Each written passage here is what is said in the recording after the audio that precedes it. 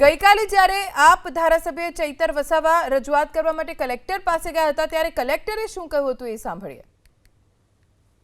વતી સાંસદને અહીંયા બોલાવ્યા હતા અને નીલરાવને બોલાવ્યા હતા અને આપે એવું કીધું છે કે ચૈતરભાઈ 1.5 કરોડ માંગતા હતા પણ માંડ 75 લાખમાં પૈતું છે અને એમને 75 લાખ રૂપિયા આપણે આપવાના થાય છે। ત્યારે સાંસદે એવું કીધું કે ના ભાઈ આપણે 1 રૂપિયો આપવાનો થતો નથી એમ કરીને સાંસદે 2 આટા પ્રેસ વાર્તા કરી છે। હવે મેં બી ધારાસભ્ય છું સાહેબ, સાંસદ તમારું નામ લઈને એવું કહે છે કે મને કલેક્ટરે ત્યાં બોલાવીને કીધા હતા તમે કલેક્ટરને પૂછી લો, એટલે અમે પૂછવાયું સાહેબ મેં ક્યારે તમારી પાસે 75 લાખ રૂપિયાની માંગણી કરી? આ વાત જ ખોટી, આ વાત જ ખોટી, આ વાત જ ખોટી વાત છે ને? હા બસ, તો આ મેં લેખિતમાં આવ્યો છું સાહેબ, તો મને સાહેબ આપ શ્રી મને ન્યાય આપશો એવી માંગણી છે।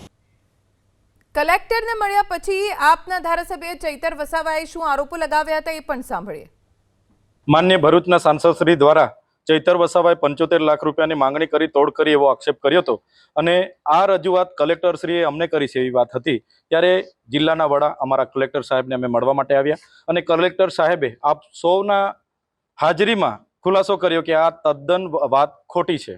એટલે મનસુખભાઈને મારે વિનંતી છે, જે મુદ્દો એ વડાપ્રધાન શ્રીના ડેડિયાપાડા કાર્યક્રમના ખર્ચાનો છે તો એની જ માહિતી રાખો ને। તમે આવા પાયા વિહોણા એક સાંસદ તરીકે મારા પર આક્ષેપ કરો, મારી રાજકીય કારકિર્દી મારી શાખને તમે નુકસાન કરવાનું કામ કરો, એ વ્યાજબી નથી।